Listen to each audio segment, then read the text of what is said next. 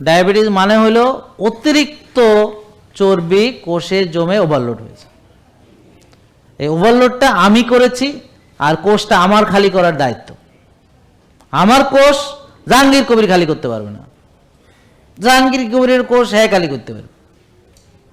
তো এখানে আমাকে দেখানো জরুরি না, জরুরি হলো আপনার নিজের কোষ খালি করেন, আগে ভরা আছে কিনা টেস্ট করে দেখেন।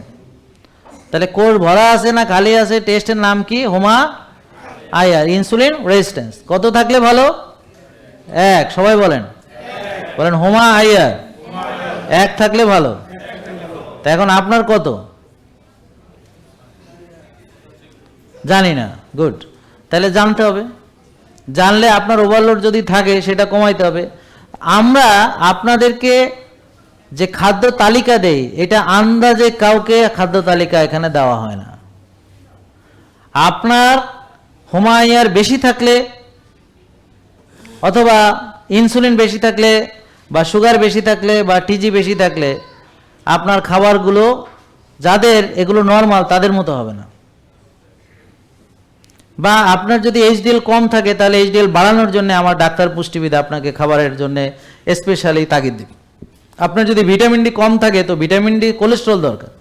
আপনার পুরুষত্বের সমস্যা, টেস্টোস্টেরন, এর জন্য কোলেস্ট্রল দরকার।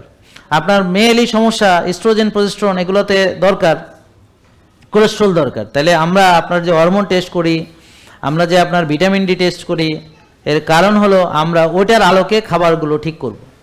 যে কোলেস্ট্রল থেকে ভিটামিন ডি তৈরি হয়, টেস্টোস্টেরন, ইস্ট্রোজেন, প্রজেস্টেরন, কর্টিসল, এগুলো কোলেস্ট্রল থেকে তৈরি হয়। কোলেস্ট্রলের অভাবে সেটা হতে পারে না।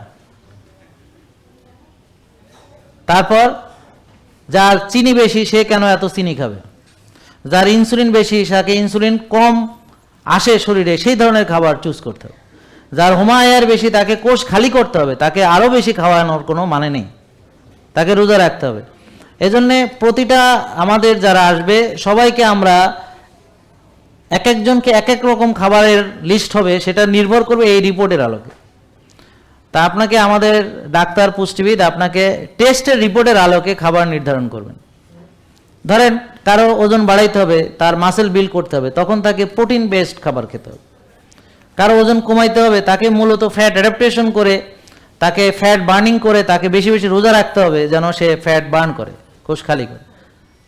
তাহলে কোষ খালি করতে হলে তাকে রোজা রাখতে হবে, ব্যায়াম করতে হবে, ভালো ঘুমাতে হবে, মানসিক প্রশান্তির চর্চা করতে হবে।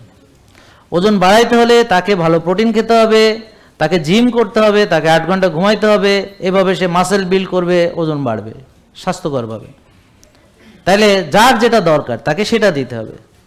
যার মানসিক অশান্তি বেশি তাকে আগে মানসিক প্রশান্তির জন্যে তাকে নর্মাল হাঁটাহাঁটি করবে, রোদ্রে যাবে, ঘাসে হাঁটবে, রোজা রাখবে, তাহাজ্জুদ পড়বে, আল্লাহর কাছে কান্নাকাটি করবে, রিল্যাক্স করবে, হ্যাঁ, যোগা করবে, মেডিটেশন করবে, মানসিক প্রশান্তির চর্চা করবে সে।